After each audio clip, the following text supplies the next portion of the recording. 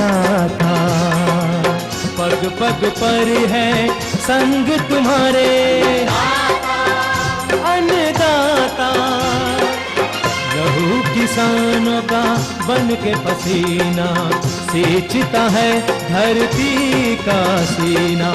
मेहनत का तेरी हक दिलवाने, नई तकनीक नई खोज बताने। पशुधन को गुणवान बनाना, पौध सुरक्षा को सिखलाना, खेती के सब गुर समझाने, भारत का सरताज बनाने। आठों पहर है संग तुम्हारे अन्नदाता, अन्नदाता। नमस्कार, मैं श्वेता भट्टाचार्य आप सभी दर्शकों का अन्नदाता कार्यक्रम में स्वागत करती हूं। हर रोज की तरह कार्यक्रम में हम लेकर आते हैं खेती बाड़ी से जुड़ी हुई बहुत सी लाभकारी जानकारियां। तो चलिए सबसे पहले देखते हैं क्या है विशेष आज के कार्यक्रम में। अच्छी बढ़वार हेतु मसूर की फसल में किए जाने वाले आवश्यक कार्य। घरेलू निर्मित काढ़ों को पशुओं को खिलाकर बढ़ाएं दुग्ध उत्पादन।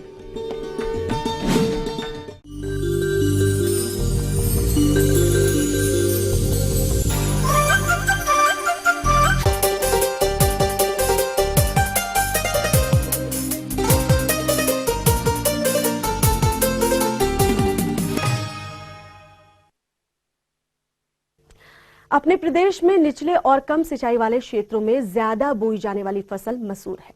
इस समय खेतों में खड़ी है और इसके अच्छे विकास के लिए जरूरी है कि खरपतवार नियंत्रण और सिंचाई का कार्य करते हुए किसान इस फसल को सबसे ज्यादा हानि पहुंचाने वाले उकठा रोग के प्रति सचेत रहे। तो किसान भाइयों, आप इन जरूरी कार्यों को कब और कैसे अपनाएंगे, आइए जानते हैं त्रिहुत कृषि महाविद्यालय ढोली के कृषि वैज्ञानिक डॉक्टर देवेंद्र सिंह से। मसूर के किसानों के लिए अभी जो मौसम चल रहा है काफ़ी अनुकूल है।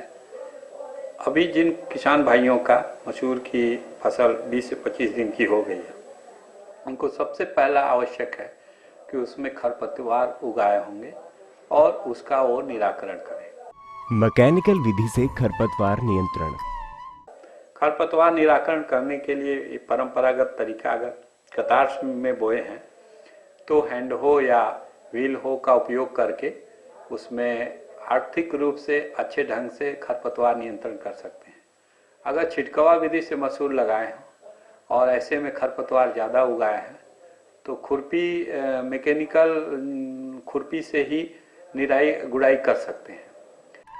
चौड़ी पत्ती वाले खरपतवारों के साथ साथ मसूर की फसल में बाधा डालने वाले कीट एवं कीट रोगों को बढ़ावा देने वाले सकरी पत्ती वाले खरपतवार भी उग जाते हैं, जिनका नियंत्रण इस प्रकार से करें। उसमें आपको क्विजिलोफाफिथाइल नाम की एक दवा मिलती है, उसका उपयोग आप प्रति हेक्टेयर केमिकल के रूप में आप 100 ग्राम से 150 ग्राम तक का उपयोग कर सकते हैं। 2 लीटर प्रति हेक्टेयर के दर से उस दवा का स्प्रे करना आवश्यक। ऐसा अगर किसान कर लेते हैं तो खरपतवार से उनको निजात मिल जाएगा। किसी भी फसल के बढ़वार और विकास के लिए सिंचाई सबसे महत्वपूर्ण है, लेकिन मसूर की फसल के लिए सिंचाई कितनी जरूरी है जानते हैं? सिंचाई जनरली इसमें आवश्यक नहीं होती है और अगर सिंचाई आप फ्लड इरिगेशन करते हैं तो बिल्कुल विपरीत प्रभाव पड़ता है। तो किसान भाइयों को ये बताया जाता है कि सिंचाई नहीं करें और बहुत आवश्यकता है, बहुत सूखा की स्थिति है और महसूस करते हैं तो स्प्रिंकलर संभव है तब सिंचाई करें। इस फसल में उकठा रोग के कारण फसल की काफी क्षति होती है, लेकिन इस रोग की रोकथाम किसान सही प्रकार से नहीं कर पाते।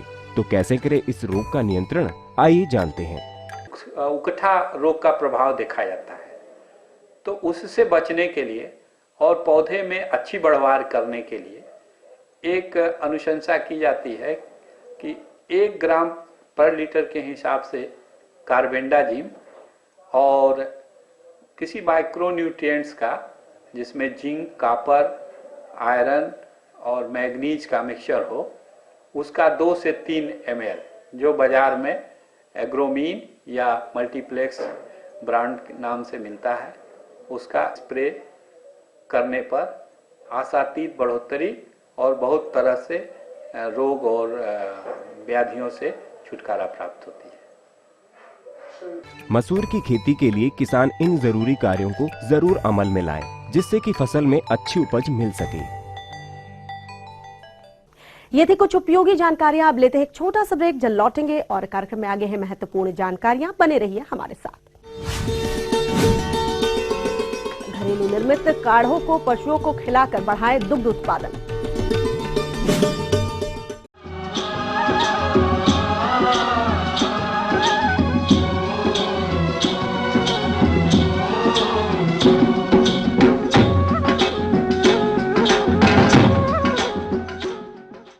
ब्रेक के बाद आप सभी दर्शकों का स्वागत है। चलिए अब रुख करते हैं अगली कड़ी की ओर।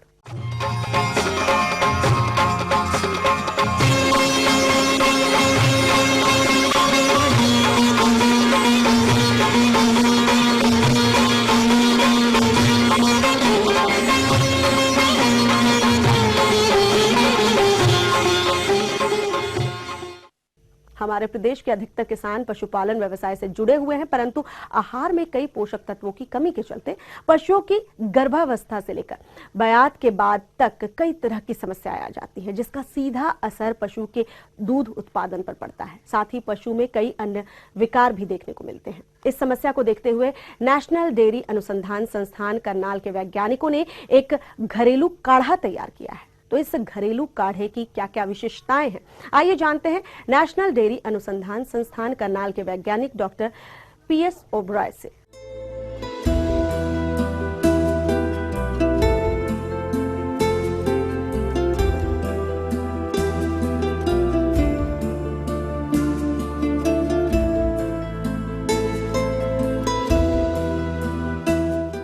ऐसा है कि जब गाय या भैंस ब्याती है तो आमतौर पे हम लोग ब्याने के बाद काढ़ा देते हैं। काढ़े में कुछ जड़ी बूटियाँ होती हैं, गुड़ होता है। तो इसको देने से ये होता है कि जो बच्चा देने के बाद जो गंदगी सी रह जाती है वो जल्दी बाहर आ जाती है, सफाई सी हो जाती है, अंदर से पशु जो है अच्छा महसूस करता है। और काढ़ा देने से कोई गुड़ या दूसरी जड़ी बूटियाँ होती हैं तो उससे हाजमे पे भी इफेक्ट आता है। तो इन सारी चीज़ों का जो है लाभ ये होता है कि पशु के अंदर बीमारी कम रह जाती है, हाजमा ठीक रहता है और वो पशु जो है थोड़ा सा दूध भी आने वाले समय में बढ़ा पाता है। और साथ के साथ जो है एक और फ़ायदा ये है कि वो आने वाले समय में जल्दी गाभिन होता है, क्योंकि गर्भाशय साफ होने से गर्भाशय संबंधी समस्याएं कम हो जाती हैं। आमतौर पे जड़ी बूटियां प्रयोग में लाई जाती हैं काढ़ा बनाने के लिए, उनका पूरा निरीक्षण किया, उनके बारे में पूरी वैज्ञानिक जानकारी इकट्ठी की और जो अभी तक जितने अनुसंधान इस बारे में पहले हुए थे उनको ध्यान में रखते हुए एक फार्मूला बनाया और उसका प्रयोग जो है भैंसों पे किया और देखा कि इसके प्रयोग करने से जो भैंसें थी उन्होंने जल्दी जो है जेर गेरी दूसरे पशुओं के मुकाबले में जिनको हमने ये काढ़ा नहीं दिया। और ये भी देखा गया है कि वो पशु जो है उनमें गर्भाशय संबंधी जो समस्याएं थी वो भी कुछ कम रही। और साथ के साथ जो है वो अगर हम ये देखा कि वो जल्दी गाभिन हुई बजाय इसके कि जो इनको हमने नहीं दिया, और दूध के उत्पादन में भी जो है हमें अच्छा असर दिखाई दिया, उसमें लाभ दिखाई दिया कि थोड़ा सा दूध उन्होंने ज्यादा दिया। मुर्राह भैंसों पर इसका प्रयोग किया गया है, जिसमें ये नतीजे सामने आए हैं। पशु के ब्याने के तुरंत बाद इसे पिलाना शुरू कर दें और 7 दिन तक लगातार इसे देते रहें, यानी 7 डोज बनाकर पशु को दे सकते हैं। इससे दूध की गुणवत्ता में काफी सुधार देखा गया है। पशु जल्दी हीट में आते हैं। कहने का अभिप्राय ये है कि हमें इस काढ़े का प्रयोग ब्याने के बाद 5 से 7 दिन करना चाहिए। और इसको बनाने के लिए जो है जो आम पंसारी होते हैं उनसे जो है जड़ी बूटियाँ मिल जाती हैं। उसमें हम अजवाइन यूज़ करते हैं, मेथी यूज़ करते हैं, सोवा यूज़ करते हैं, सौंफ यूज़ करते हैं, सौंठ यूज़ करते हैं, बड़ी इलायची करते हैं। ये सारे के सारे एक डोज यानी कि एक दिन जो हमने देना है उसमें 25-25 ग्राम डलते हैं। अजवाइन, मेथी, सोआ, सौंठ, सौंफ और बड़ी इलायची, इनको पीस लेते हैं। और पीसने के बाद इनका जो पाउडर है, इसमें जो है हम नमक भी डालते हैं 25 ग्राम के करीब। इसको पानी में उबाल लेते हैं। पानी में 1 लीटर पानी में जैसे उबाल लिया, और कुछ समय पे जब पानी थोड़ा सा कम हो जाता है तब फिर इसमें थोड़ा सा गुड़ डाल देते हैं, 250 ग्राम के करीब गुड़ डाल देते हैं, और थोड़ी देर और गर्म करके फिर उसको हम उतार के ठंडा कर लेते हैं। तो ये जो काढ़ा सा बनता है, इसको हम दाने में मिला के जो है पशु के आगे रख देते हैं। जो हम फीड या दाना मिश्रण जो होता है उसमें ही डाल देते हैं, बजाय इससे कि नाल से देने के, क्योंकि कई पशु नाल नहीं लेते हैं। तो ये हम दाने के में रख देते हैं, वो थोड़ा थोड़ा करके जो है मीठा होता है तो पशु खा लेता है। तो इस तरह जो काढ़ा है, ये अगर हम लगभग 5 से 7 दिन दें, 7 दिन दें तो ज़्यादा अच्छा है, कम से कम 5 दिन तो अवश्य दें। तो पशु में कड़ छटना जिसे हम कहते हैं या जेर निकालना, ये जो है सरल हो जाता है। पशु के अंदर गर्भाशय की समस्याएं कम होती हैं, पशु आने वाले समय में याद दूध देता है, जल्दी गाभिन होता है। और ये भी हमने जो उनके ब्लड के टेस्ट किए और दूसरे टेस्ट किए, यहाँ तक कि हमने अल्ट्रासाउंड भी किया, उसमें ये पाया गया कि जो अंडा होता है जिससे आगे बाद में जो है बच्चा बनना होता है, उसके साइज के ऊपर भी प्रतिकूल इफेक्ट होता है, यानी कि वो साइज जो है इसका थोड़ा सा बड़ा होने की संभावना होती है। तो इस तरीके से हम ये सलाह देंगे कि ये काढ़े का प्रयोग जो है ब्याने के बाद भैंसों में विशेष तौर पर और गायों में भी जो है ये किया जा सकता है, इसका लाभ होता है। आने वाले समय में ये काढ़ा काफी कारगर साबित हो सकता है।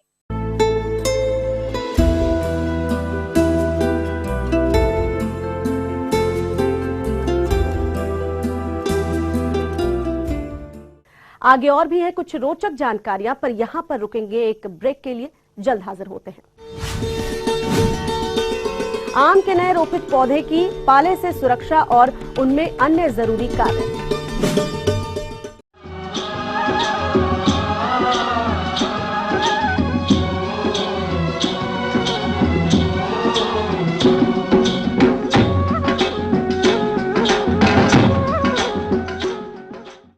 ब्रेक के बाद एक बार फिर से आप सभी दर्शकों का अन्नदाता कार्यक्रम में स्वागत है। बढ़ते हैं अगली प्रस्तुति की ओर।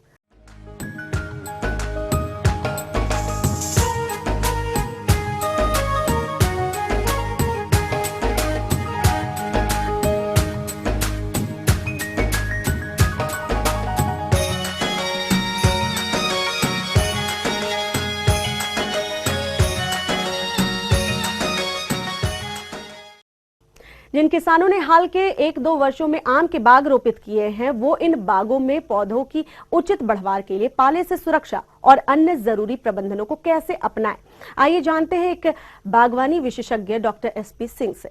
इस शरद ऋतु में आप लोगों को बताना चाहूँगा कि जो नवीन रोपित आम की बागवानी कर रहे हैं किसान, उनको कैसे अनुरक्षित करें। अब पौधा हमारा पूरे ठंडक में सुसुप्ता अवस्था में रहेगा।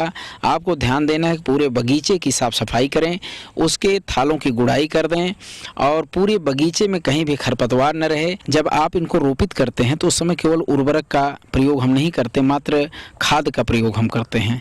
सड़ी गोबर की खाद के साथ इनके थालों की भराई की जाती है और उसके ऊपर हम पौधों को रोपित करते हैं।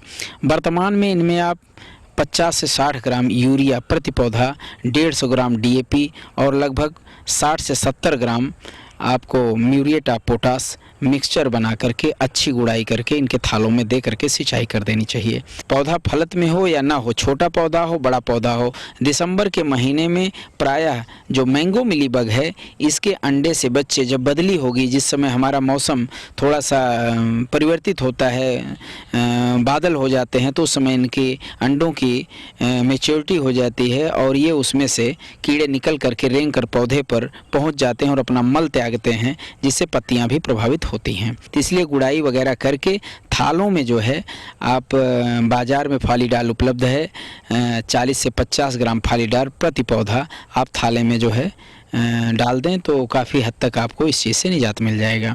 बगीचे में विशेष रूप से आप देखते होंगे कि कभी कभार इस समय जो है नवीन पौधों में भी गोंद का निकलना दिखाई देता है। तो छोटा पौधा है, चूँकि 1 साल का भी रोपित पौधा है, ऐसे पौधों को हम 40 से 50 ग्राम कॉपर सल्फेट ज़मीन के माध्यम से यानी गुड़ाई करके जड़ों के माध्यम से हम इनको दें, सिंचाई कर दें, तो आपको काफ़ी हद तक इससे निजात मिल जाएगा। और अगर ये भी नहीं उपलब्ध है तो कॉपर सल्फेट को एक तरह से और आप दे सकते हैं बाजार में उपलब्धता के अनुसार। उसमें क्या है कि 3 से 4 ग्राम कॉपर सल्फेट आप 1 लीटर पानी की दर से छिड़काव 2 बार 15 दिन के अंतराल पर करें, तो आपको गोंद निकलने वाली प्रक्रिया से भी निजात मिल जाएगा। अब रही बात कि जब पाला और काफ़ी ओस पड़ने लगती है तो इनके प्रायः देखा गया है कि इनके टाप पर जो है नौचिंजरी हो जाती, नई नई कपूलें जो हैं वो ठंड से पाले से प्रभावित होकर के पौधे मरने के समय, तो आप बांस की खपच्ची चारों तरफ से 3 से 4 की संख्या में टट्टर के रूप में आप बना करके इन पे पुआल से या सरपत से या कुश से कांस से किसी भी चीज़ से आप इनके ऊपर आप आच्छादन पौधे की ऊंचाई से जो है कम से कम 1 से 1.5 फीट ऊंचा अच्छा आधारभूत ढांचा खड़ा करके उस पर आप रख करके इनको व्यवस्थित करके पाले से बचा सकते हैं। तो पाले से अगर हमारा पौधा बच गया तो फरवरी माह में जैसे बसंत ऋतु शुरू होती है पूरा जो है अपना बढ़वार की दिशा में बढ़ जाता है और अच्छी बाग जो है हमारी धीरे धीरे 2 से 3 साल में तैयार हो जाती है। साथ ही सिंचाई बहुत ज़रूरी है। 15 से 20 दिन के अंतराल पर आप थाले की साफ सफाई करते रहें और सिंचाई बहुत ज़रूरी है। सिंचाई करने से भी पाले के दुष्प्रभाव से बचा जा सकता है।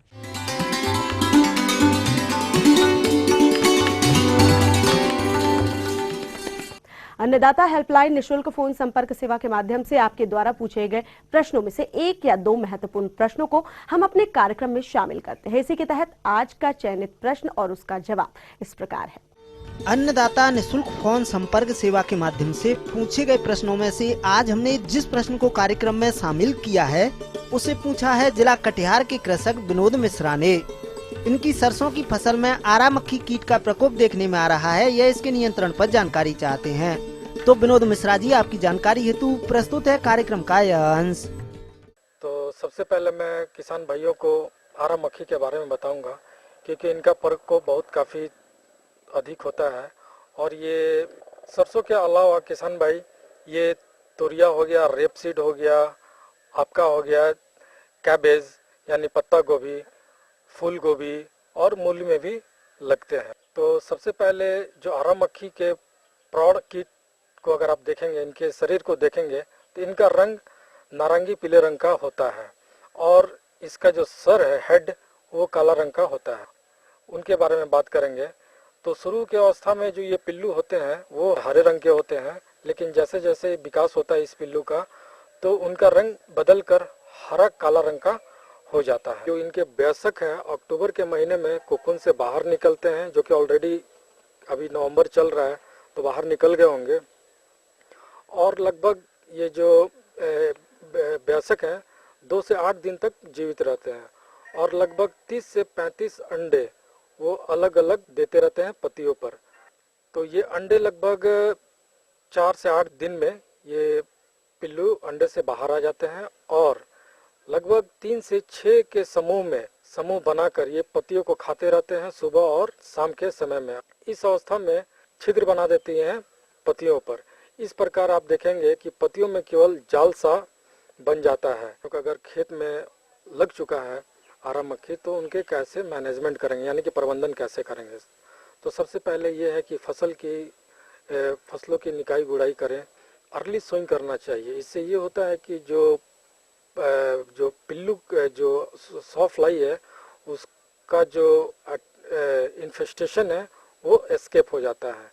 नेक्स्ट है सीडलिंग अवस्था में अवश्य खेतों में सिंचाई करें, क्योंकि इसमें होता है जब आप इरिगेशन करते हैं खेतों में तो ये क्या होता है कि जो उनके लार्वी उस पानी में डूब के मर जाते हैं, तो इससे आप कंट्रोल कर सकते हैं।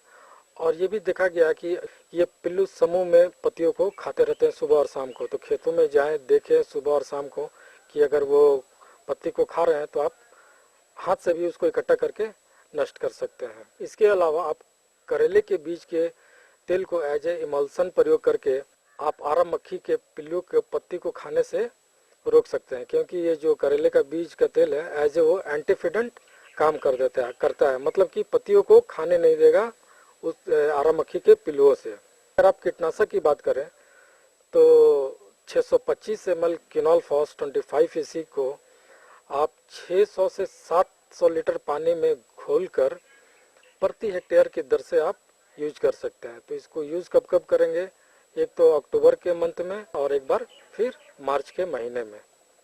अलावा एक और कीटनाशक है जो मिथाइल पाराथियान 3% चूर्ण यानी कि डस्ट, इसका भी प्रयोग करके आप जो आरा मक्खी है इनसे निजात पा सकते हैं। इसका प्रयोग कैसे करेंगे?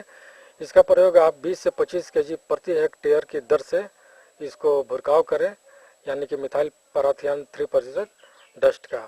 तो इन सभी मैनेजमेंट जो प्रबंधन मैं बताया हूँ, तो इसको आप उपयोग करके आप आरा मक्खी से निजात पा सकते हैं और इनका प्रकोप भी कम हो सकता है।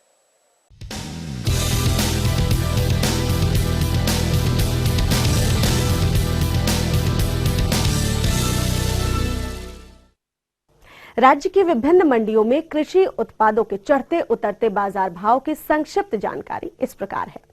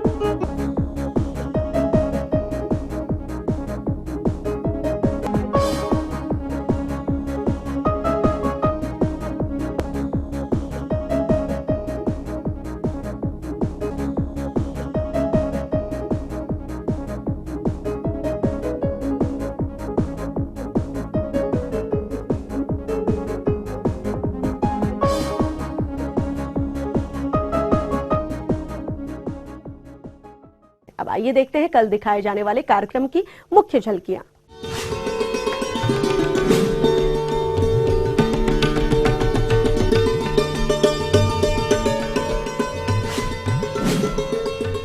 मौन बक्सों से शहद निकालते वक्त रखी जाने वाली सावधानियां।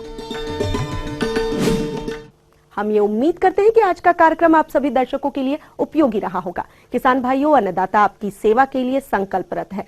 कृषि संबंधित समस्या और सुझाव के लिए हमें इस पते पर आप संपर्क कर सकते हैं। प्रोड्यूसर अन्नदाता, ETV Bihar Jharkhand, Ramoji film city, Hyderabad 501512। साथ ही आप हमें ईमेल भी कर सकते हैं। हमारा ईमेल एड्रेस है annadatabihar@etv.co.in। इसके अतिरिक्त आप हमें निःशुल्क हेल्पलाइन नंबर 180010845999 पर सोमवार से शनिवार सुबह 10 से शाम 4 बजे के बीच संपर्क कर सकते हैं। फिलहाल अन्नदाता की पूरी टीम को दीजिए इजाजत। कल इसी वक्त आपसे मुलाकात होगी कृषि संबंधित कुछ और महत्वपूर्ण जानकारियों के साथ। नमस्कार।